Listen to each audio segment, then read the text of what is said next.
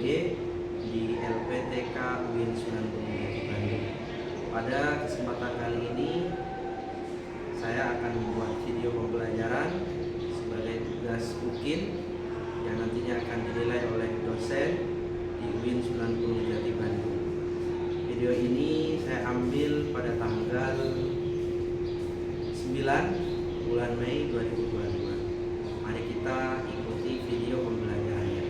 Assalamualaikum warahmatullahi wabarakatuh. Waalaikumsalam warahmatullahi wabarakatuh. Baik anak-anakku sekalian, Mari kita mulai pelajaran pada hari ini dengan membaca doa bersama. Bismillahirrahmanirrahim. Raditu billahi rabba wa bil islami dina wa bi Muhammadin nabiyya wa rasula. Rabbi zidni ilma warzuqni fahma. Amin ya rabbal alamin. baik anak-anakku sekalian. Baik, mari sekarang kita pelajari tentang peran umat Islam pasca kemerdekaan. Jadi saya minta teman-teman siswa-siswa sekalian ini menyimak seperti apa peran tokoh-tokoh, peran umat Islam, terlebih tokoh-tokohnya setelah pasca kemerdekaan Republik Indonesia. Bisa disimak dengan baik video yang ada di layar ini. Ia juga terjun dalam politik melalui masyumi sampai partai tersebut dibubarkan. Juga menjabat sebagai ketua Majelis Ulama Indonesia pertama dan aktif dalam Muhammadiyah hingga akhirnya. Beliau lahir di Nagari, Sungai Batang, Tanjung Kabupaten Asam, Sumatera Barat pada tanggal 17 Februari 1908 dan meninggal di Jakarta pada umur 73 tahun. Selama revolusi Sisip, angka berkerugian utama dan pengawalan khalifah kota atau PSA ditujukan di lingkungan Sumatera Barat untuk menggalang persatuan menentang pemberontakan. Meski mendapat pekerjaan di Departemen Agama, juga menduga pendidikan.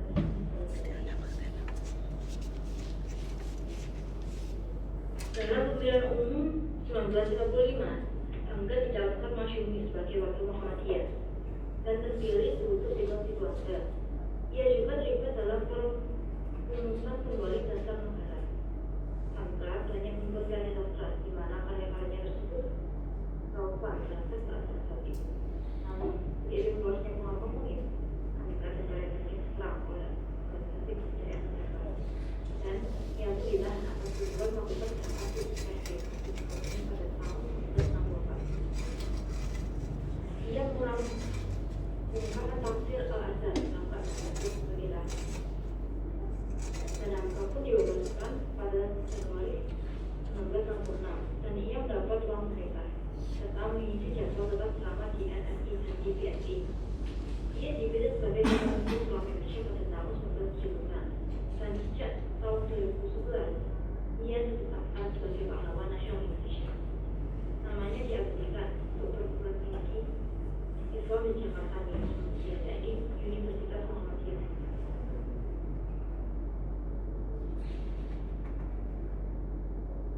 Yang kedua yaitu Haji Abdurrahman Wahid atau yang kerap disebut sebagai Gus. Beliau lahir di Jombang, Jawa Timur pada tanggal 7 September tahun 1940 dan meninggal pada tanggal 30 Desember 2009. Beliau adalah presiden Indonesia yang keempat setelah menikah Presiden B.J. Habibie, di mana beliau dipilih oleh MPR melalui Republik tahun 1949. Gus Dur adalah putra pertama dari Nabi. Ia lahir di Jakarta keluarga yang sama pada keluarga komunitas Muslim juga. Kakek dari ayahnya adalah Kiai Haji Basyari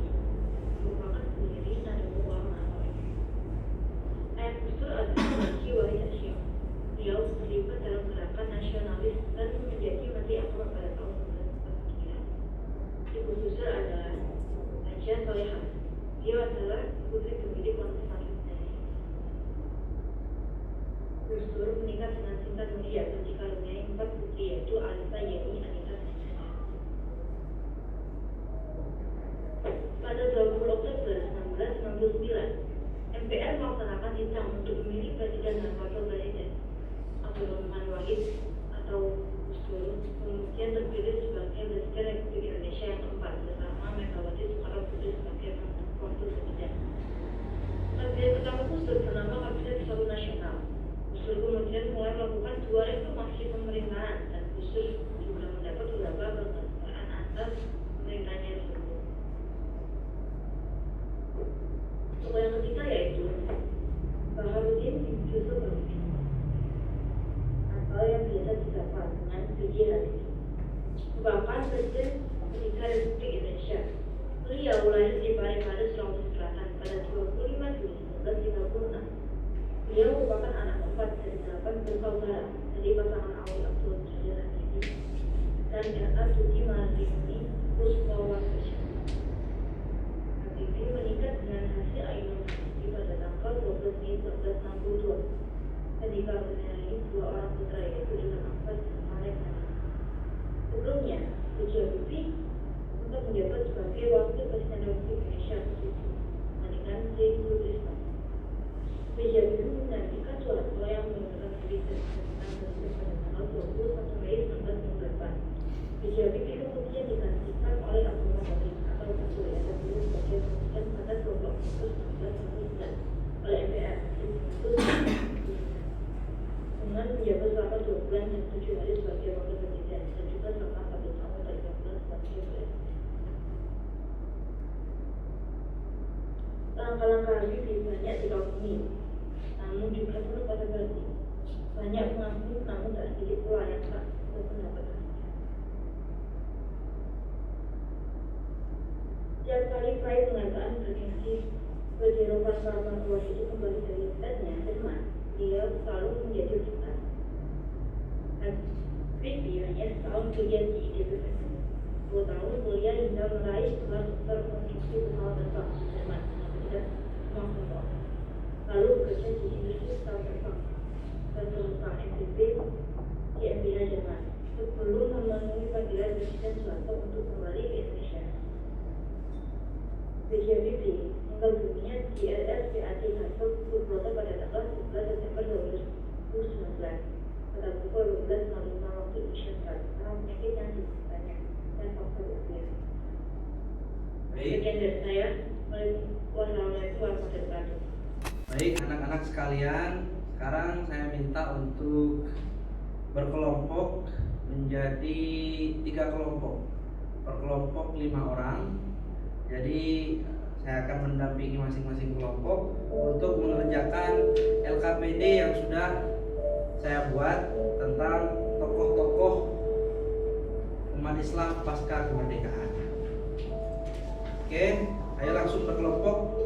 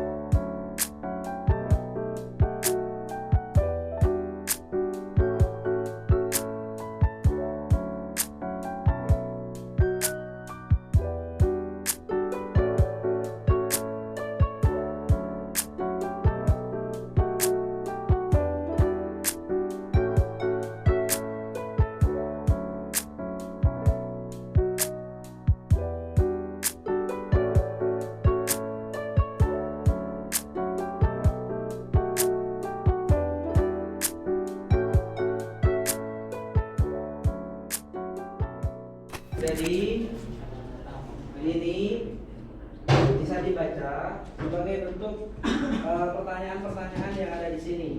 Pertanyaan-pertanyaan yang ada di sini bisa dipelajari. Jadi 4 kelompok, per kelompok isi 4 orang. Per kelompok isi 4 orang. Jadi dijawab tentang peran apa saja tokoh-tokoh umat Islam pasca kemerdekaan dari Buya Hamka, Baharudin Yusuf Habibie dan Abdurrahman Wahid. Jadi ada 3 tokoh. Ayo dikerjakan. Tokoh yang dikaji ini ada 3. Tadi ada Baharudin Yusuf Habibie, ada Buya Hamka, ada Abdurrahman Wahid. Jadi setelah video tadi ditayangkan, tulis tentang nilai-nilai yang dapat diteladani dari tiga tokoh yang tadi. Untuk lebih jelasnya bisa dicari di sini referensinya. Jika ada kesulitan, langsung panggil saya. Oke? Sekarang selesai. Saya anggap selesai. Sekarang selesai. Saya minta dari tugas-tugas yang sudah diberikan tadi di lembar kerja siswa di LKPD, ini ada yang menerangkan, ada yang menjelaskan tentang peran 3 tokoh yang tadi, Buya Hamka, Baharudin Yusuf Habibie, dan Abdurrahman Wahid. Oke. Dari 3-nya, jadi saya minta satu kelompok 1 tokoh. Oke. Ayo, siapa yang bisa? Buya Hamka, berdiri di sini. Buya Hamka.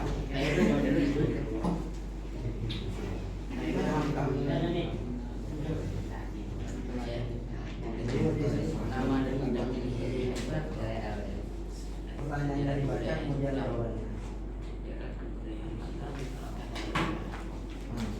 Siapa kamu ya? Pertanyaannya diangkat itu.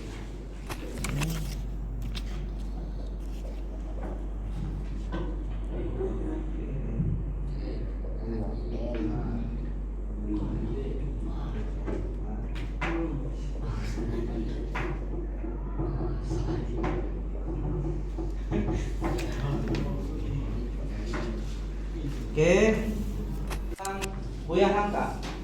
Bismillahirrahmanirrahim. Assalamualaikum warahmatullahi wabarakatuh. Waalaikumsalam warahmatullahi wabarakatuh. Saya berwakil dari kelompok Anwar M. Dengan nama kelompok dengan nama anggota Tariqur Rahman, Ari Saridullah, Khairul Anwar, Saifuddin. Oke. Saya akan menjelaskan tentang kehidupan Buya Hamka. Oke. Buya Hamka dikenal sebagai guru agama di perkebunan tebing tinggi yang berada di Medan dan sebagai guru agama di Padang Panjang. Beliau diangkat menjadi guru pada tahun 1929. Hamka kemudian dilantik sebagai dosen di Universitas Islam Jakarta dan Universitas Muhammadiyah Padang Panjang dari tahun 1957 hingga 1958. Setelah itu, beliau diangkat menjadi rektor Perguruan Tinggi Islam Jakarta dan beliau menjabat sebagai pegawai negeri di Kementerian Agama. Akan tetapi, ia meletakkan jabatan tersebut setelah Insinyur Soekarno menyuruhnya memilih antara menjadi pegawai negeri atau berniat dalam politik bersama Majelis Syura Muslimin Indonesia atau dikenal dengan Masyumi. Hamka aktif dalam gerakan Islam melalui organisasi Muhammadiyah. Beliau mengikuti pendidikan Muhammadiyah mulai tahun 1925 untuk melawan khurafat, bid'ah, tarekat, dan ilmu kebatinan sesat di Padang Panjang hingga tahun 1900. Oke, tepuk tangan semuanya.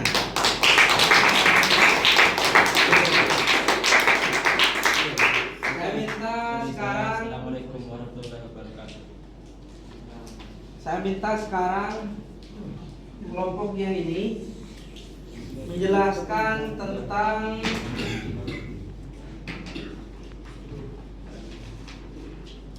Habibie, Baharudin Yusuf Habibie. Lihat pertanyaannya di LKPD, kemudian dijawab sesuai dengan tugas kelompok yang sudah dikerjakan tadi. Yuk, berdiri. Disebutkan nama kelompok dan anggota kelompoknya. Pertanyaannya berikut dengan jawabannya. Ayo dipersilakan. Bismillahirrahmanirrahim. Assalamualaikum warahmatullahi wabarakatuh. Waalaikumsalam. Saya di sini berdiri tegak dengan berangkat dari kelompok pecinta sejarah, di mana di sini kami akan menjelaskan tentang B.J. Habibie atau yang dikenal dengan Profesor Dr. Insinyur Haji Baharudin Yusuf Habibie. Beliau lahir di Parepare, Sulawesi Selatan pada tanggal 25 Juni 1936. Ia anak keempat dari 8 bersaudara. Pasangan Ali Abdul Jalil Habibie dan Raden Ayu Tuti Marini Puspowardojo. Masa kecil Habibie dilalui bersama saudara-saudaranya di Parepare. Sifat tugas berpegang pada prinsip telah ditunjukkan Habibie sejak masa kanak-kanak. Habibie yang punya kegemaran menunggang kuda dan membaca dikenal sangat cerdas ketika masih menduduki sekolah dasar. Akan tetapi ia harus kehilangan ayahnya yang wafat pada 3 Desember 1950.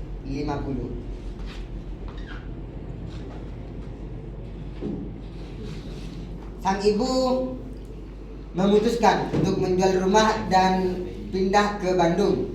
Di sana Habibie menuntut ilmu di Government Middleburg School SMAK Dago. Setelah lulus tahun 1954, Habibie masuk di Universitas Indonesia Bandung, kini menjadi ITB atau Institut Teknologi Bandung.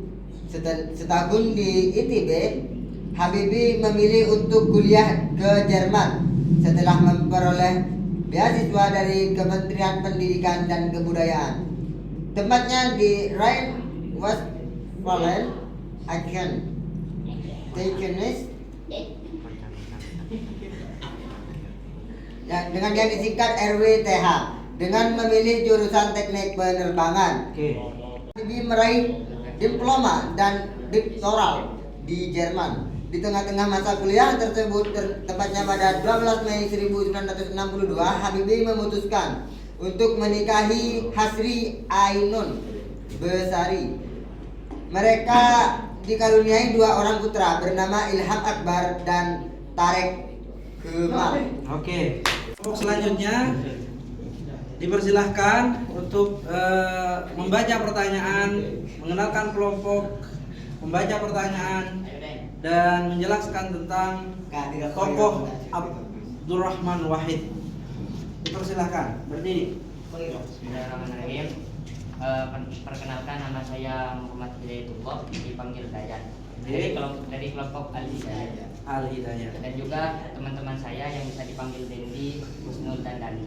Jadi di sini pertanyaannya dalam bidang sosial kebudayaan. Jadi Abdurrahman Wahid yang bisa dikenal dengan nama Gus Dur itu presiden keempat dari Republik Indonesia, dan juga bisa dikenal dengan yang tokoh berdirinya Nahdlatul Ulama, dan ia itu lahir di Jombang pada 1940, dan juga dikenal sebagai pemikiran Islam yang ilusif dan progresif. Gus Dur itu dikenal dalam pemikirannya dan tindakannya yang berani dalam perjuangan pluralisme. Gus Dur juga banyak menulis karya, baik karya dalam bidang politik, sosial, dan kebudayaannya. Dan juga Gus Dur itu keislaman, menekankan dalam keislaman, dan juga menekankan bahwasanya pentingnya nilai-nilai pentingnya kemanusiaan. Tak hanya dikenal dengan dalam negeri, Gus Dur juga diakui di dalam internasional sebagai tokoh toleransi dan perdamaian. Ia mendirikan Wahid Institute sebagai pusat kajian pluralisme dan kemanusiaan. Oke. Cukup sekian dari kelompok Al-Hidayah. Wassalamualaikum warahmatullahi wabarakatuh. Waalaikumsalam Tepuk tangan semuanya. Bisa kembali merapikan bangku kembali. Sekarang saya minta jelaskan apa saja hasil dari pembelajaran yang sudah kita lalui tadi, mulai dari melihat video, kemudian pembentukan kelompok, apa saja kira-kira yang bisa diambil oleh teman-teman siswa sekalian dapat dijelaskan dengan baik. Oke, dipersilakan untuk menjelaskan. Kami di sini akan menjelaskan apa yang kami dapatkan dari tadi, belajar dari awal sampai akhir. Kami dapat menjelaskan kontribusi Prof. Hamka dalam bidang keilmuan dan keagamaan dengan benar dan lengkap. Kami dapat berkontribusi Prof. Hamka dalam bidang keilmuan dan keagamaan dengan namun kurang lengkap. Kami dapat kontribusi Prof. Hamka dalam bidang keilmuan dan keagamaan kurang benar dan kurang lengkap. Peserta kami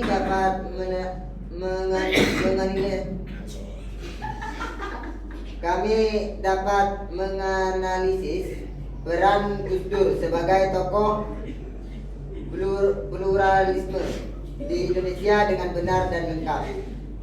Kami dapat menganalisis peran Gus Dur sebagai tokoh pluralisme di Indonesia dengan benar namun kurang lengkap.